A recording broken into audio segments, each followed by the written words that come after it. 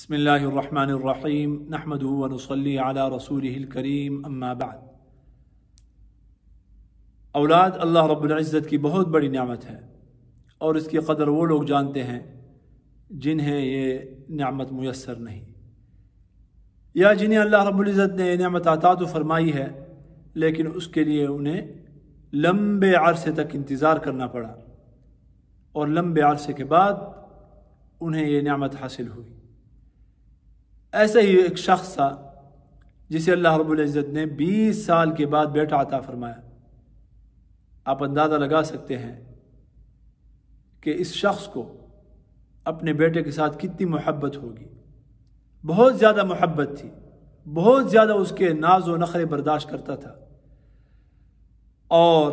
سالوں تک جو ہے نا اس کے ناز و نخرے برداشت کرتا رہا۔ اس کے بعد شادی کا مرحلہ قریب آیا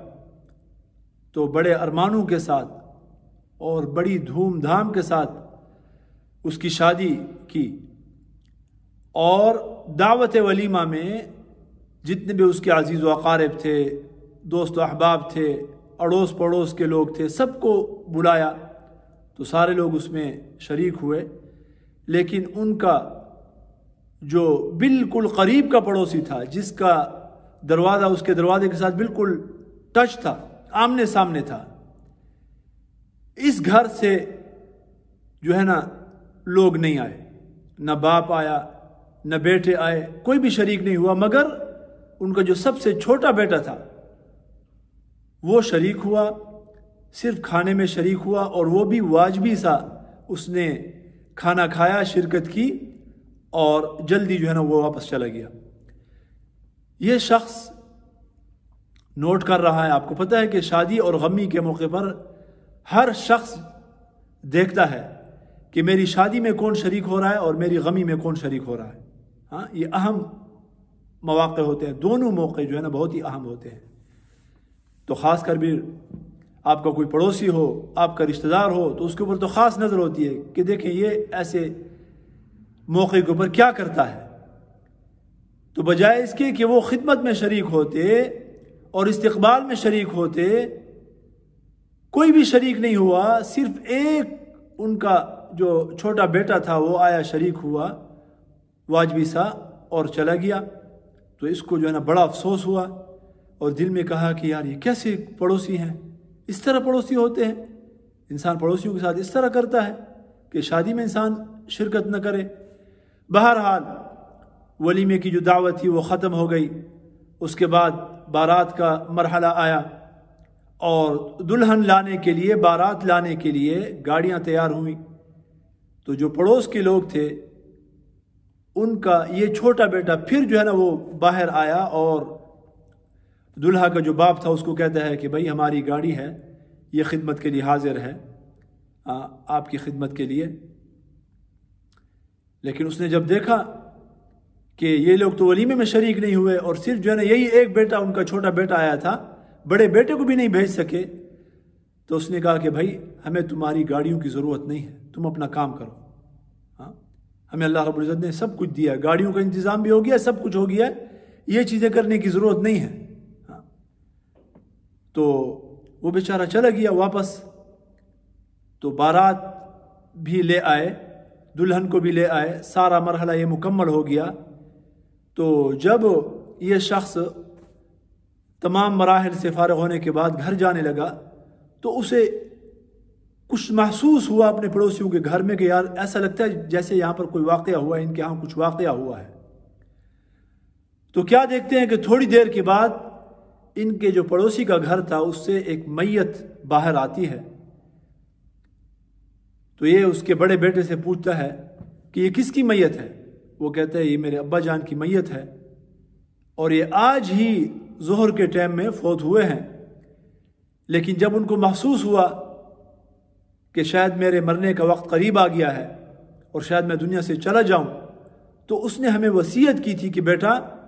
ہمارا جو پڑوسی ہے ان کے ہاں شادی ہو رہی ہے، اور 20 سال کے بعد اللہ رب العزت نے انہیں بیٹا عطا فرمایا تھا، بہت ہی پیارا بیٹا تھا اور لاڈلا بیٹا تھا، بڑے ارمانوں کے ساتھ جو ہے نا وہ شادی کر رہے ہیں، اور بڑے وقت کے بعد ان کے گھر میں جو ہے نا وہ خوشی آئی ہے،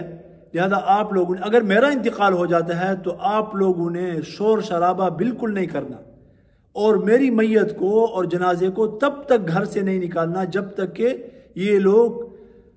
اطمینان سے اپنی خوشی سے فارغ نہ ہو جائیں، ان کا سب کچھ ہو جائے، اس کے بعد انہیں محسوس ہونے دینا ہے کہ ہمارے گھر میں میت ہوئی ہے۔ تو فرمانبردار بیٹھے تھے، انہوں نے صبر کیا، ہاں ایسے موقع پر صبر کہاں ہوتا ہے، لیکن انہوں نے صبر کیا اور والد کی وصیت کے اوپر جو ہے نا عمل کیا۔ اس نے جب سنا کہ بھائی یہ بات ہے تو اس کے پاؤں سے جو ہے نا زمین، پاؤں کے نیچے سے زمین نکل گئی کہ اتنے عظیم لوگ، اتنے بڑے لوگ، ہاں، اور ایسے غیرت والے لوگ، ایسے احساس والے لوگ، میں ان کے بارے میں جو ہے نا کیا گمان کرتا رہا، ہاں، بدگمانی کرتا رہا، اور کس قسم کے جو ہے نا وہ خیالات میرے ذہن میں تھے ان کے بارے میں، اور انہوں نے جو ہے نا کتنے بڑے پن کا مظاہرہ کیا ہے۔ تو میرے محترم دوستو، انسان کو ہمیشہ سوچ سمجھ کر دوسرے کے متعلق جو ہے نا وہ رائے قائم کرنی چاہیے۔ یہ سب سے بڑا ظلم ہے کہ انسان کسی بے گناہ شخص کے متعلق کہ جس کا کسی کام میں کوئی کردار نہیں ہوتا، اور انسان اپنی طرف سے جو ہے نا وہ بدگمانی قائم کر لیتا ہے اس کے متعلق کہ اس نے ایسا کیا ہوگا، یہ ہوگا، وہ ہوگا، یہ ہوگا۔ یہ بہت بڑا ظلم ہے، اللہ رب العزت ہماری اس سے حفاظت فرمائے۔ نبی کریم صلی اللہ علیہ وسلم نے فرمایا ایاکم والظن فإن الظن اکذب الحدیث۔ اسی طرح قرآن کریم میں اللہ رب العزت نے فرمایا یا ایھا الذین آمنوا اجتنبوا کثیرا من الظن ان بعض الظن اثم ولا تجسسوا ولا یغتب بعضکم بعضا، کہ بدگمانیوں سے بچو۔ اللہ اور اس کے رسول صلی اللہ علیہ وسلم نے منع فرمایا ہے، اور ہمیں تعلیمات دی گئی ہیں کہ آپ ہمیشہ مسلمان کے متعلق اچھا گمان رکھو، ظن المؤمنین خیرا، مسلمانوں کے متعلق جو ہے نا اچھا گمان رکھو۔ اور یہ بہت بڑی نیکی ہے کہ انسان اللہ رب العزت کے متعلق بھی اچھا گمان رکھے، اور اللہ کی مخلوق کے متعلق اور انسان کے متعلق بھی اچھا گمان رکھے۔ اور یہ بہت بڑا گناہ ہے، بہت ہی بڑا گناہ ہے، بہت ہی بڑا گناہ ہے کہ انسان اللہ رب العزت کے متعلق بدگمانی کا شکار ہو، ہاں، کہ میرے ساتھ جو ہے نا کیوں ایسا ہو رہا ہے، شاید اللہ رب العزت جو ہے نا میرے ساتھ نعوذ باللہ من ذالک جو ہے نا وہ اچھا نہیں ہے، یا میں اللہ رب العزت کو پیارا نہیں ہوں یا اچھا نہیں لگتا، استغفر اللہ، نعوذ باللہ من ذالک۔ تو اللہ رب العزت کے ساتھ بھی حسن ظن ہونا چاہیے، اور اللہ کی مخلوق کے ساتھ بھی حسن ظن ہونا چاہیے۔ اور بہت بڑی برائی ہے کہ اللہ رب العزت کے ساتھ جو ہے نا سوء ظن اور بدگمانی ہو، اور اللہ کی مخلوق کے ساتھ بھی۔ آج کل یہ چیز ہمارے اندر بہت زیادہ ہو گئی ہے۔ ہمیں ہر وقت اللہ رب العزت سے دعا کرنی چاہیے، ربنا اغفر لنا ولاخواننا الذین سبقونا بالایمان، یا اللہ ہمیں بھی معاف فرما دیجئے اور ہمارے ان مسلمان بھائیوں کو بھی جو ہم سے پہلے اس دنیا سے چلے گئے ہیں، ولا تجعل فی قلوبنا غلا للذین آمنوا، یا اللہ ہمارے دل میں جو ہے نا ایمان والوں کے لیے بغض، کینہ اور دل کے اندر جو ہے نا بدگمانی، یا اللہ یہ چیز نہ رکھیے اور اس کو جو ہے نا صاف فرما دیجئے۔ یہ دعا کرنی چاہیے، قرآن کریم کی دعا ہے، ربنا انک رؤوف الرحیم۔ آج کل سوشل میڈیا کا دور ہے، واٹس ایپ کا دور ہے، ہاں، اس قسم کی چیزوں کا دور ہے۔ آج آپ کسی کو میسج بھیجتے ہیں، اور بہت سارے لوگ تو ایسے ہوتے ہیں جو چالاکیاں کرتے ہیں کہ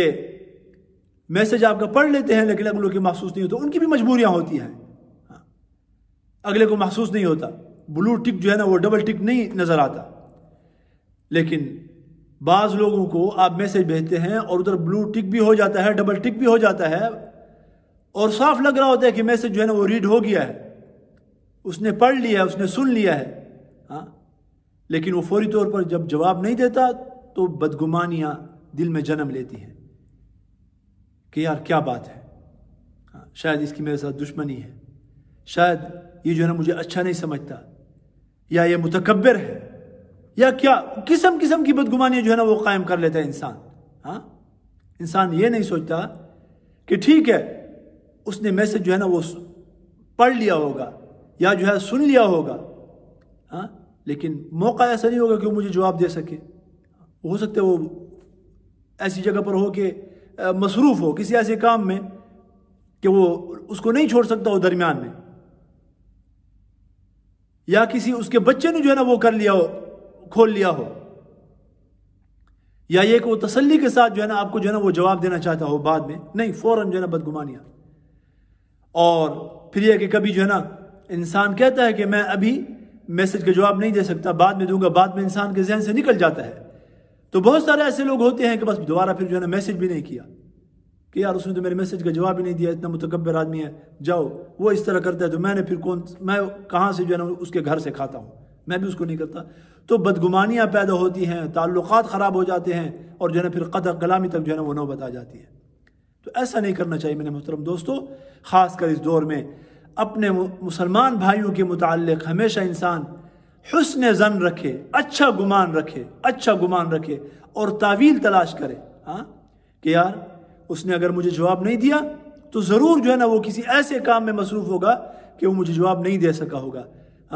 بعد میں دے گا۔ اگر بعد میں نہیں دیا تو یہ کہے کہ بھائی اس سے بھول گیا ہوگا بیچارے کو، دوبارہ جو ہے نا اس کو یاد دلا دوں۔ اللہ رب العزت ہمیں اس گناہ سے بچنے کی توفیق نصیب فرمائے۔ وآخر دعوانا ان الحمد للہ رب العالمین۔